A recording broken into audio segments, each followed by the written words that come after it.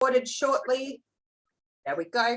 Remembered. So this does mean that your name or image may be seen in the recording, particularly if you speak. So if that doesn't work for you, please feel free to switch off your camera while the official proceedings are happening, and you're welcome to switch it back on once we finish up and you want to chat with us. If you have any tech problems, please message Jordan Brewster. You can see his name there. But anyways, we'll keep moving forward. So it's my absolute pleasure to be the host of this launch. I've known Jemima for 12 years now, I think it is, Jemima. About that, yeah. And I've seen Jemima go from strength to strength in her writing, starting with her poem being published in VoiceWorks, and then seeing her go on to be published in a number of other places, including her story in the Planet Bastard anthology, which I loved. And now finally culminating in her first book. And I'm so proud of her. And I don't know if anybody else here has had a chance to read it yet, but I got to be lucky and got a sneak peek, and you guys are going to love it. It's awesome. It's everything you come to know and love about Jemima. It's the sarcasm and the wit and the dark humor and all the fun stuff. So Jemima, tell us about Oscar and Alice and what everyone can expect when their copies arrive.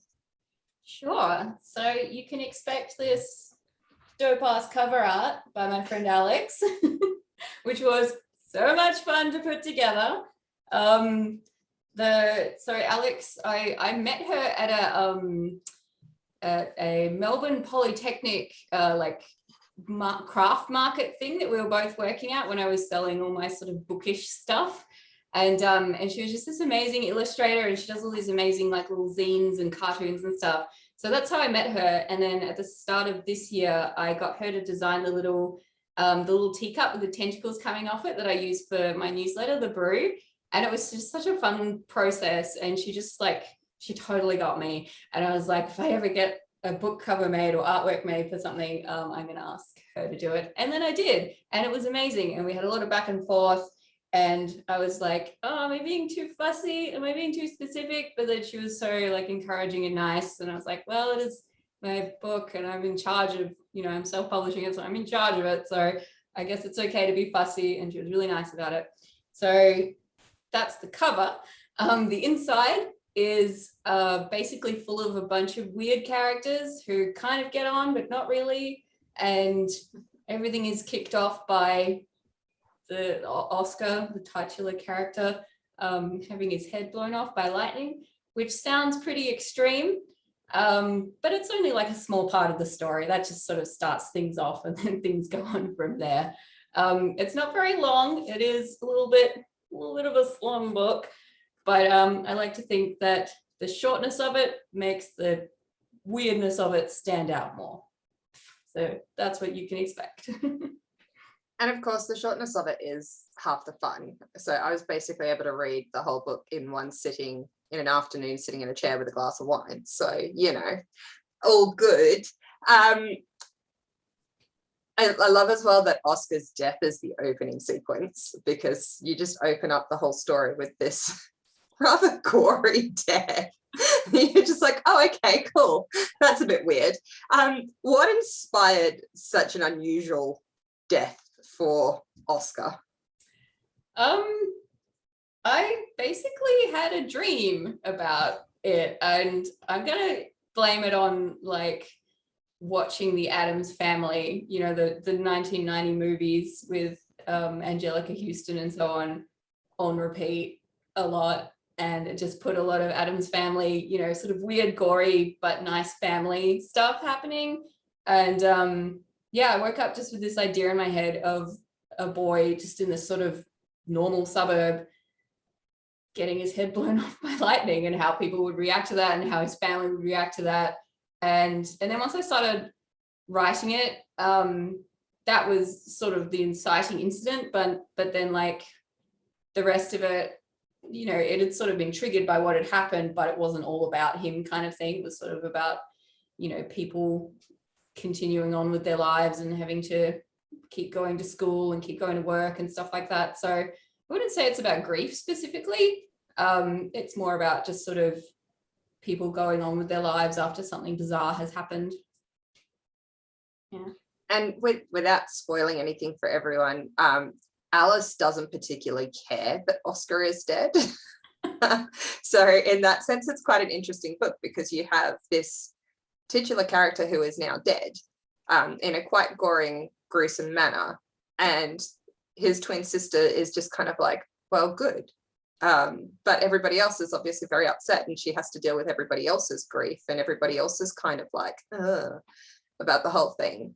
I love that you talked about like Addams Family there, because I actually got such an Addams Family vibe from it. Like there is this very wholesome, lovely sort of how people come together in these sorts of things that came out in the story, despite the kind of weirdness and darkness of it all. Let's talk Gothic, because I know that you're a fan of Australian Gothic and all things Gothic, and potentially a lot of people here haven't really been aware of particularly Australian Gothic. So tell us a bit about the genre and what sets it apart, particularly Australian Gothic, what sets it apart from other forms of Gothic. Sure thing.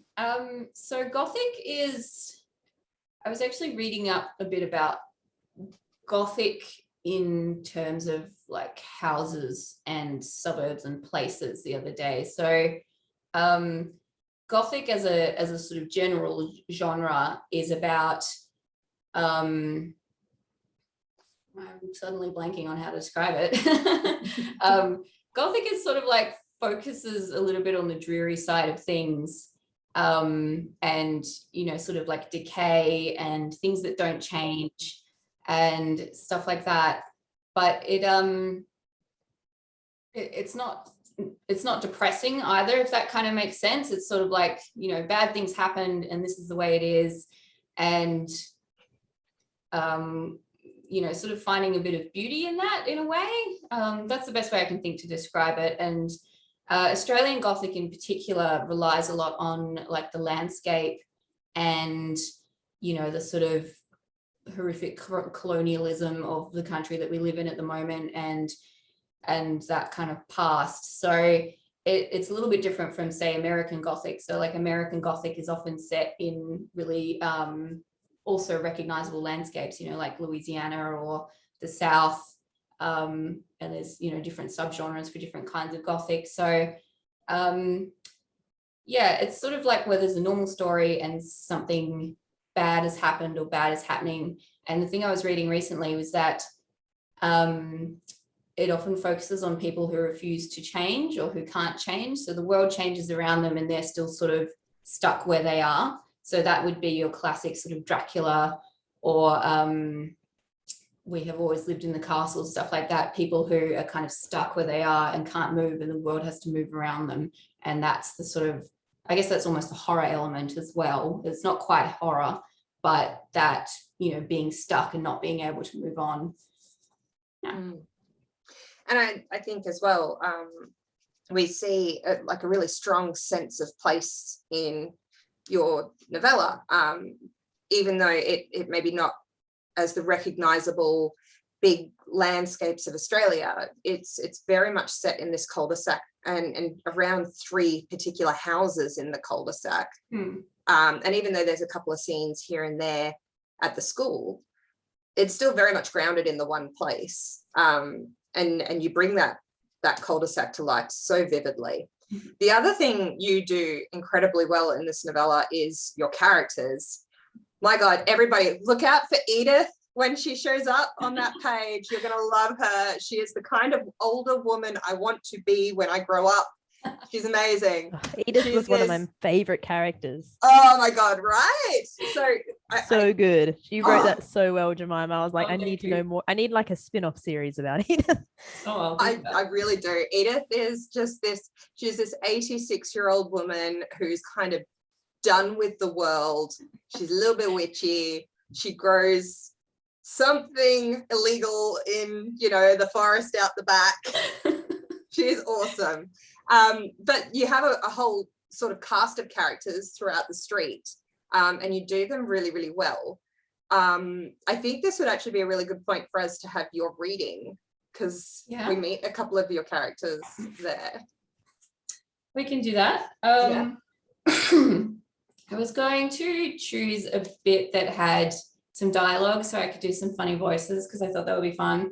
But then I think this little bit that I've chosen sort of actually probably feeds into that Gothic thing I was talking about. Like it, so it's about Len Mort, who is Oscar and Alice's dad.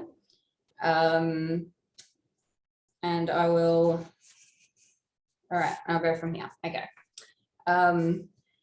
Len Mort had spent the day up to his elbows in blocked laundry sinks, too narrow toilet pipes, gunk-filled dishwasher drains, and grass-clogged downpipes. He had returned home to number 4 Yardley Court to discover that the drain in front of their house was even more flooded, and it was feeling more and more like a personal affront. Unblocking drains was his stock in trade, ensuring that water and waste moved from one location smoothly to another without interruption, blockage, or leaks. His work was a small but vital part of civilization.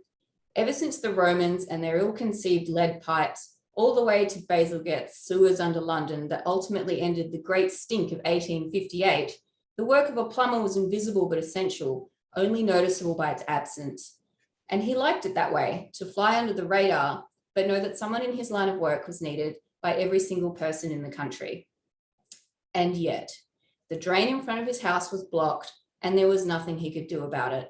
He could unclog, drain, and fix systems in any building he entered, but he could not fix the drain in front of his own home. Multiple calls to the city council had resulted in dismissals and waiting lists. In any other situation, he would simply wade into the quagmire and unblock it himself. But having already caused so much fuss about it, the council would know that it was he who fixed it. And he knew from experience that they were not kind in dealing with those who took civil works matters into their own hands. And more pertinently, he was developing a sort of mental block in relation to the upkeep of his own home. Oscar's death had laid a blanket of deepest sorrow on his shoulders, and Fenella's absence had only added to the weight of it. He wasn't an expressive man before, but he now wore a mask of indifference that rendered his expression permanently unchanged, because if it did, he would crack and weep and he would never stop. But that did not deter Jackie Peach. And that's it. I thought you were going to take that reading a little bit further as well, because Jackie is such an interesting character, and she's one of those characters you love to hate. I had a lot of fun writing her, and like I was trying to sort of stay away from stereotypes as well, because I didn't want her to just be like a a man-eater kind of thing, that's just a stereotype and that's not helpful. But I had a lot of fun making her really unlikable. And I mean, you do such a good job of making your characters so nuanced, and you haven't reduced them to stereotypes, even with the very limited space you're working in the novella format. How did you approach your cast of characters? Because you do have a fairly decent cast for such a small book. Yeah, I guess I obviously started off with Oscar. He, I had this sort of weird dream about a boy being struck by lightning. And then that I sort of thought, how could that affect someone who was otherwise unaffected by it? So his twin sister Alice is, as you said, doesn't really miss him because he was a really horrible person, but he haunts her, and so I needed some kind of relationship there where his death had to affect someone who was like otherwise unaffected by it, kind of thing. So he had to, physically be there, although he's not physically there. So, and then the family just sort of grew around that, the dad Len, and then the mum Fenella. They're sort of fairly normal suburb people, nothing that sort of outlandish or whatever. And then it was, I think, the neighbours that I had the most fun with. So I wanted to fill this cul-de-sac with people who didn't really know each other that well, and didn't, neighbours sort of tend to be, unless there's some special reason you know each other. And yeah, I had a lot of fun with Edith as well, putting her together. I definitely drew a lot of inspiration from, Terry Pratchett's Witches series, the like Granny Weatherwax and so on. Just these sort of older women who have gotten to a point where they don't answer to anyone except themselves, and they're just like, they're finally at a point in their lives where they can just say, screw it, doing what I want, and then they do, and suddenly they're this amazing sort of magnetic force of nature kind of people. And then, yeah, as I said, Jackie Peach, I wanted her to be really unlikable, but not a stereotype either. And I did rewrite her a bit to make sure she wasn't just a stereotype. I guess you'll have to let me know if you think I succeeded with that. And then I needed Alice to have some kind of guidance as well once her mum had left. And it felt a bit too obvious to have it be just her neighbor, like this cool older lady. And then I thought, you know what would be fun? A mean teacher who's actually nice to her this one time. And then, yeah, I had a lot of fun putting her teacher together as well. She's very sarcastic and mean, but she's really nice to Alice for some reason. So I did actually really love her teacher as well. And just, again, I won't spoil anything for anyone, but the conversation they have right at the very end, where there's just this sort of real, she sounds like a real teacher to me. She sounds a lot like some of the teachers I know, that's for sure. I mean, I've already said a couple of times, you know, you were working within this shorter format, the novella format, which I think is still quite unusual for a lot of readers. And I know, especially as a fantasy and sci-fi reader, I'm used to very, very long books that take a lot of time to delve into things. And a novella is the complete opposite. It's very, very short and gets straight to the point. Why did you pick this particular format? Did you consider making it into a full-length novel, or was it always a novella? I did want to make it into a longer piece, and I sort of, there were bits of it where I really tried to expand the chapters and build a bit more on the characters, but every time I did that, they came out kind of bland, and anytime I tried to make it bigger, it was like it lost its flavor, if that makes sense. So when I first wrote it, it was a pretty similar length to what it is now, which is about 15,000 words. And then once I had it written, it was the first sort of thing of any decent length that I had finished. Like, I've written short stories before up to probably 5,000 words maximum. And this was the longest thing I'd done and actually finished, and like finished enough that I wanted to send it out to places. And I was kind of thinking, I know that there's novels and I know that there's short stories. Is there anything in between? And then I, from that, just sort of did a bit more research and discovered novelettes and novellas. And I was like, oh, I've never even heard of these. Is this a real thing? Is this like only in Europe? How have I not heard of this? And just sort of kept researching from there. And like, novellas are fairly niche, I guess, but I have been seeing more of them in the last few years. And I think they are gaining a little bit of popularity just because you can sit down and read the whole thing in like an hour or two. And, you know, novels will always be important, and most novels are amazing and so on. But sometimes you don't have the time, or you know, you want like a sort of tasting of something. You don't want to commit to a full novel kind of thing. And on the flip side of that, you know, there are so many amazing short stories as well, but you read it and then it's over and that's it. And you don't get anything else. So novellas are a nice sort of middle ground.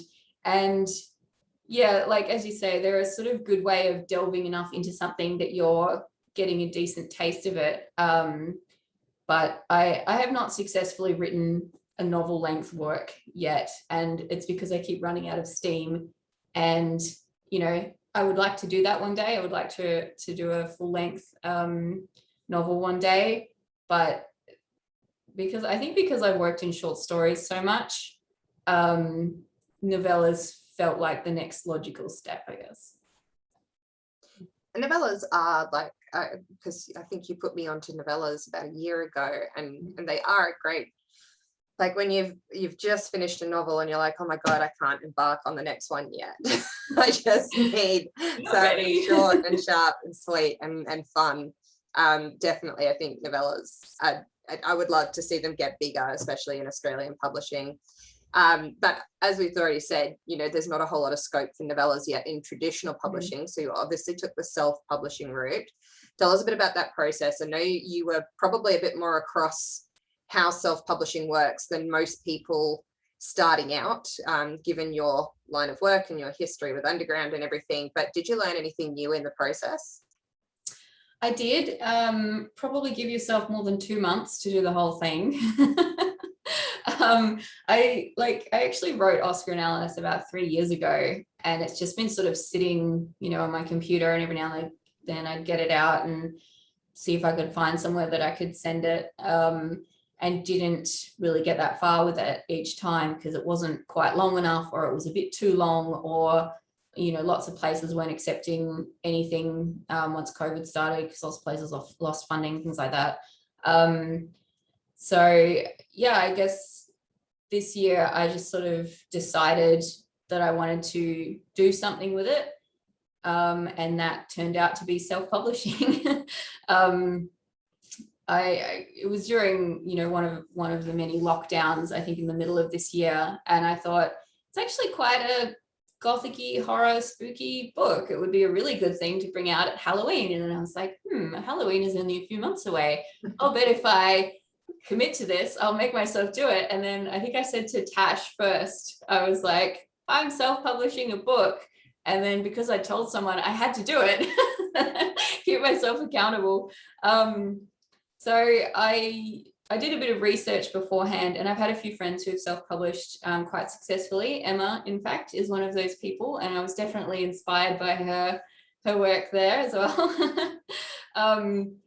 And I mean, when you hear about self-publishing, you kind of hear so many like, oh, take this short course or do this, and you need to know these things. And it can be really, really daunting. But because I had seen someone do it quite successfully already, I knew that it was very doable, and with the skills that I sort of have already, and as long as I thought to myself, this is a learning exercise as much as anything. It's okay if it's not completely perfect. One of the things that didn't work out so well is that there are no page numbers in the book, and I could say something clever like, oh, it's because it's Gothic and you're supposed to feel a bit lost throughout it, but really it's because I couldn't figure out for the life of me how to get them in there when I was using the template on Ingram Spark. So that's one little quirk that you now know. I'm interested to see how many other people even notice that. Yeah, so I did it. I ended up doing it through Ingram Spark, which I think was a really good idea for my very first one, because it's quite guided, and lots and lots of people have used Ingram Spark. And as I've just been finding out today, they have a massive distribution network. Like, I knew they put stuff into like Booktopia and Smashwords, but they also put it into Dimmix and Target and so on, which I didn't know. So that's great. Other things that I learned, I guess I wasn't quite prepared for how many hours and hours and hours I would spend designing it in the book template, which I probably should have seen coming but didn't. Just tiny little nitpicky things, and then I'd go, like, it sort of uploads it and gives you like a preview version, and then you look at it and you find one tiny little thing, so you have to go back and change it, and I did that about 400 times. And it was like the middle of the night, and I was watching musicals on TV to keep myself awake while I was doing that. So yeah, I think next time I would definitely give myself a bit more time. But apart from that, it has gone quite well thus far. Yeah, we'll see what happens now that it's actually launched and people will be buying them in stores, I guess. Yes, so on that note, for everybody, if you would like signed copies, if you haven't already bought your copy, you can head to Jemima's website, which is oddfeather.co, and then head to the shop and you can buy a book there and it'll be a signed copy. Otherwise, you can get it through Booktopia, or as Jemima said, you can order it through Target and Dimmix and basically any local bookseller. So just walk into your local bookseller and say, hey, I want this book, and they will get it for you. I'll put a couple of links in the chat for you all. Thank you so much, Jemima. Did you have anything that you would like to say, just not Q&A-ish, but just in celebration of the event? Yeah, I guess I would say thank you everybody for coming. the timing of this book launch turned out to be really terrible because it's Freedom Day 2.0 in Melbourne at the moment, and lots of people have messaged and said, oh, I'm really sorry, but I have plans tonight. I'm like, you've been stuck inside for 4 months, it's totally fine. So thank you for coming, and thank you for everyone who is dressed up. I think that's maybe 3 people, but that's totally fine too. Not everyone likes dressing up. Yeah, I guess thank you to my lovely writerly friends, fellow writers, and people who have, you know, read or heard my stories before. It's been really encouraging, and it is, anytime I'm like, oh, why would I want to put my stuff in the world? Everyone else has great stories, and I don't want to do it or whatever. I think of when someone said, oh, I really love this about your story, or I really like that and I'd like to read more, and that is very helpful. So thank you very much for all of that. And thank you to my lovely husband, Jordan, who I'm currently using his webcam, which is why he's got his video off. He's been very supportive of my various, you know, meltdowns and highs and lows through this and many other writerly processes. And yeah, I think that's on. And thank you to my family, none of whom are here right now because they're all doing other things, which is okay. But thank you, because they've all been wonderful supporters of my work as well over my lifetime. So that's been lovely too.